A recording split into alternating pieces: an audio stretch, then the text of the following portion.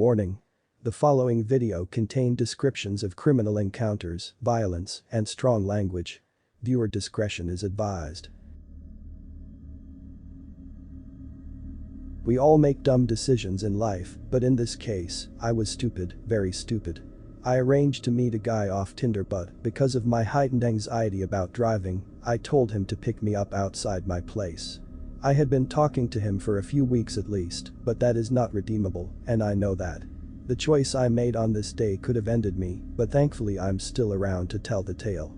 The guy picked me up in his car and told me he planned to take us out for sushi. I love sushi, so I thought, great.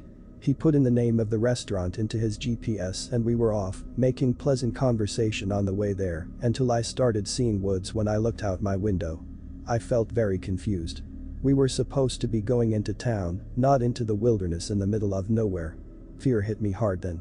He said, "I swear the GPS is taking me through here. I didn't choose this path. Please just get us back to civilization," I said. My eyes were wide, and I must have looked like a deer in headlights. His face was really apprehensive, so he must have known that I was scared completely. Oh my god, I thought to myself, I should have just conquered my anxiety about driving and met him somewhere public. Or, better yet, not met with this guy at all. What the hell was I thinking? I'm going to get murdered here in these woods. I tried checking my phone to see if I could assist him with the GPS, and that's when he said those spine-chilling words, "There's no signal out here." I remember just thinking to myself to try to look calm. Don't let him think you suspect he's onto something. But man, did I feel terrified. The tips of my fingers were cold and I was sweating simultaneously. If he was going to kill me, part of me wanted him to get it over with. His forehead was perspiring. He kept saying, "I swear I'm not doing this. I'm trying to get us back en route to the sushi place." I said, "I don't care about sushi anymore. Get us to a gas station. Anywhere with people at this point." He said, "I don't have a shovel or weapon in my trunk or anything, if that's what you're thinking," which did little to calm my nerves. We finally reached the restaurant after what felt like an eternity. I'd never been so scared in my life. I didn't have much of an appetite and I was physically trembling when we arrived. But, I figured, he didn't kill me when he had the chance, so I guess it was safe now to continue with our date.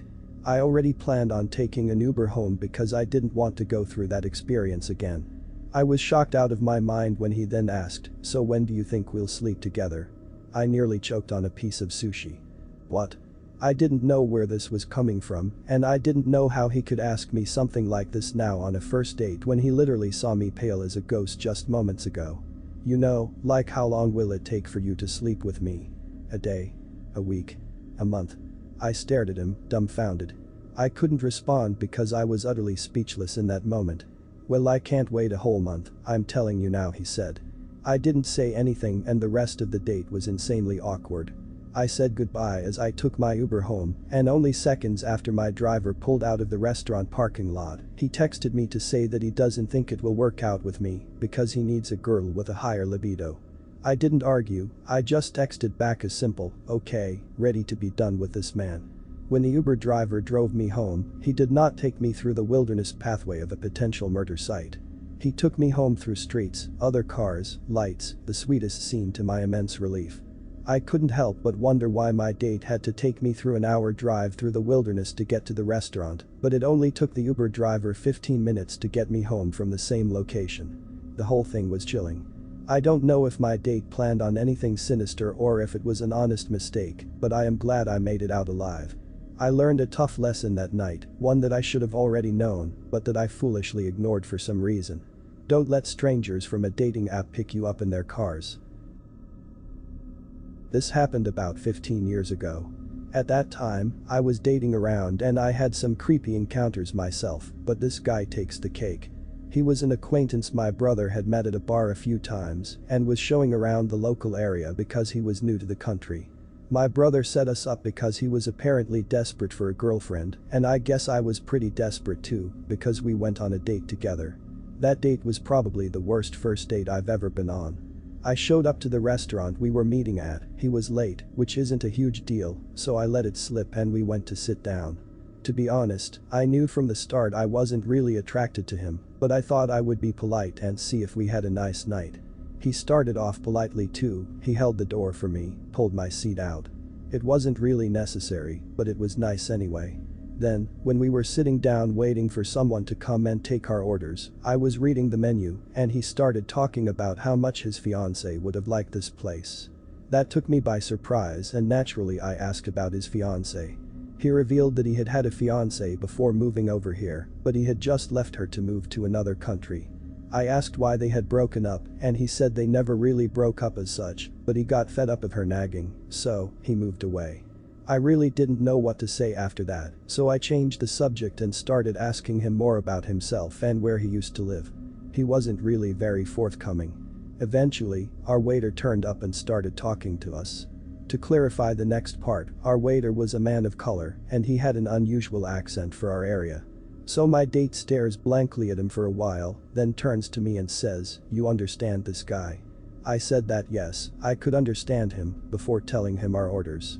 After he left, my lovely date continued to shock me. He said, "I wouldn't normally leave ordering to the lady, but that brown guy talked really weirdly, and I didn't get it."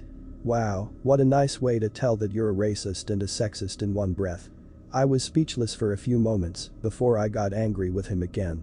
I don't remember exactly what I said, it was something along the lines of, "Well, I'm not a lady so I can order for myself just fine, thanks. And why you make such racist remarks?" Then he got annoyed with me and told me he wasn't being racist, he just wasn't used to that kind of person where he was from. I pointed out that he wouldn't have met me if he just stuck to people he was used to in his own country. He did calm down then and told me he wouldn't want that because he's glad he met me. Honestly, I found that a little weird, given that I didn't see any way to say that this date was going well and he didn't know me very well at all. But I decided since we had ordered, I should stay, get my meal and try to redeem the evening before I leave and never see this man ever again. So I answered some of his questions about me, basic getting to know me and small talk stuff for the most part, then started on about my previous dates, if I was a virgin, whether I would be willing to wait until marriage, and then be submissive to my husband or not. It was at this point I realized that I was most likely on a date with a religious bigot, hence the misogyny, weird attitude to bed stuff, and all his other closed-minded crap. So I settled for a none of your business, now I need to leave. I checked the prices on the menu and left money for my half of the food, plus a tip on the table, and got up to leave. He said he didn't see why I was being unreasonable with him, as though this had been a normal date, but then told me that I couldn't expect him to take my money, because that was an insult to him. Fine dude, you want to pay for a meal that's not getting eaten, you pay for it, I'm not that mad about spending my money that I'll stop you. So I took my money back and walked straight out. I just assumed that, yes, it was an awful evening, but I wouldn't have to see him again. I wasn't even back to my house when my brother started texting me, asking where I was because my date had called him in tears, saying I had gone off for no reason and he didn't know where I was or what to do. Thankfully, my brother was pretty calm about it and assumed that I had left for a reason. I explained everything to him and he was pretty surprised too. After that night, we both tried to cut contact with that weirdo. My brother stopped meeting up with the guy, and we both blocked his social media accounts we had. My brother also blocked his number because he would not stop texting him asking about me, alternating between being really worried about me to saying he hoped I dropped dead. Then he started making endless different accounts on social media to harass us. He told my brother he didn't know why we weren't talking to him. He posted a bunch of weird posts describing me in detail before going on to call me a lot of horrible names. We kept blocking them and moving on. Then the harassment got worse. He either found me and followed me at some point or got my address from a friend and turned up one day, standing around outside my house, asking to come in and speak to me. I walked outside my home and told him that we have nothing to talk about. Then he grabbed my arm to prevent me from going in either and started to tell me that he didn't want to let me go because I would never find a man who would love me like he did and that if I walked away from him again, I would regret it one day when I was old and lonely. He went on and on like this for ages and I was trying to pull my arm away from him. I got fed up of this and started to yell at him to get off me and leave me alone, but when his grip started to get tighter, I kicked him in the balls. He let go of my arm and started to curse at me. I took that opportunity to run inside and lock my door. He started yelling about how I was being ungrateful to him. After that he started banging on my door, then trying to push it inwards. I was getting both upset by this man and just super fed up of his presence in my life, so I grabbed my phone and called the police, telling them that someone was trying to get into my house. I was told someone would be with me soon, but 20 to 30 minutes later there was no sign of them anywhere, and I was getting quite upset because this man was forcing my door, and I thought the lock was going to break soon, so I called my brother, who lives nearby, just because I knew he would come, even though I wasn't sure if he would be able to help much. About 15 minutes later, my brother turns up and after a brief conversation I didn't quite hear outside, the pressure was gone off the door. I waited a few minutes and then texted my brother to see what was going on and if it would be alright to look outside now. He didn't reply and the next thing I heard was the police turning up. I went out to see what was going on. Apparently after my initial call, they had received another call from a neighbor saying there were two men fighting on my lawn. I guess this was my brother and the guy, since my brother looked out of breath and pretty shook up and the guy wasn't around anymore. My brother explained to the police that he had tried to stop the man getting into my house and then the man punched him.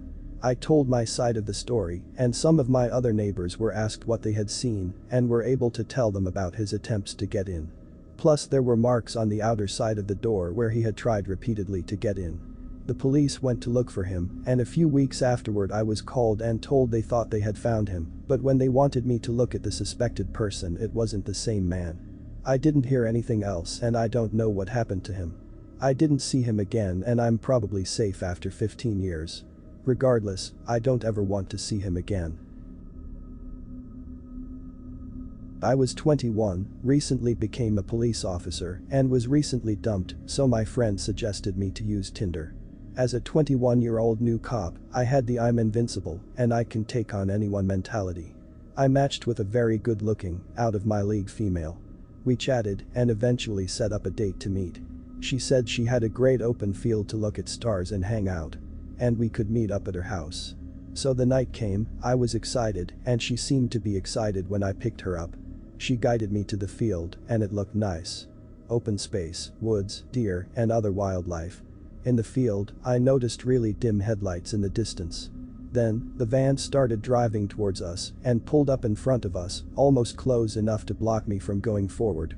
I told her to stay in the car and I'll go say hi. I grabbed my flashlight I had in the car and walked up. In the front driver's side of the van, there was a decently sized man. I asked him what's going on and if he could back his car up a little bit. He was very polite, said he was the owner of the property, and said he didn't mean to scare us. He told me he has been having trouble with poachers on his property and just wanted to make sure we weren't going to be shooting at anything. I assured him we only came out to look at some stars and wildlife. He was perfectly okay with that, told me to have a nice date, and drove away. After that, the girl was texting non-stop. Around an hour later I saw headlights coming towards us again, this time at a really fast pace. We hopped in the car and I moved it to a more defensive position. The same man came close enough to almost hit my car. She hopped out of the car at that point and ran towards the guy. I immediately knew I was screwed. I got out and gave them commands to back up and get on the ground. Neither of them complied. Obviously. He then proceeded to charge me and knock me to the ground. Luckily I was able to get him on his back and get up. I saw my date grab a metal pipe from the van. She told me they had a gun and to give them my money and truck and I won't get hurt. Of course with my I'm invincible mentality I said no. She started to cry and saying they didn't want to hurt me. He then started to go back towards the car. At that point, I told them I was a cop and drew my concealed firearm. After a moment of shock from all of us, they complied. I was able to call 911, tell them my name and badge number, I had two at gunpoint and needed backup immediately. I gave our dispatcher the best directions I could to this field, while on the phone, they both fled. Again. Stupid new cop mentality, I chased them.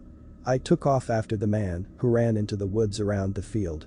I chased him for maybe 30 seconds and heard 3 loud pops and saw muzzle flash. My I'm invincible mentality went right out the window. I ran like hell back towards my car and peeled the hell out of there. I went back to the area I picked her up in, called dispatch again, and had officers come to that location. Of course, the first officers to pull up was my sergeant and my field training officer. They were both completely understanding and didn't give me any trouble about it at all. The most used words were dumb stupid rookie. I hopped in their car and went towards the field. Luckily, the van was still there. I was told to shut my mouth and only come out if they start getting shot at. They cleared the area and started looking in the van. They found meth right on the center console and searched the car. What scared me the most was when my field training officer and sergeant came back to the patrol car, let me out and told me to come look in the back of the van. Both of them were pale, looked horrified. I went to the back of the van, where there were several knives, duct tape, lighter fluid, a decent amount of ammunition, handcuffs, and what looked to be dried blood. In the front seat passenger side, we found a rifle and 2 more handguns. We called for immediate backup and detectives. When they investigated the blood, it turned out it wasn't blood. The plates had been stolen, and the van was a reported stolen. I still get crap about the whole encounter, but luckily no one got hurt. I will never use online dating again. Ever.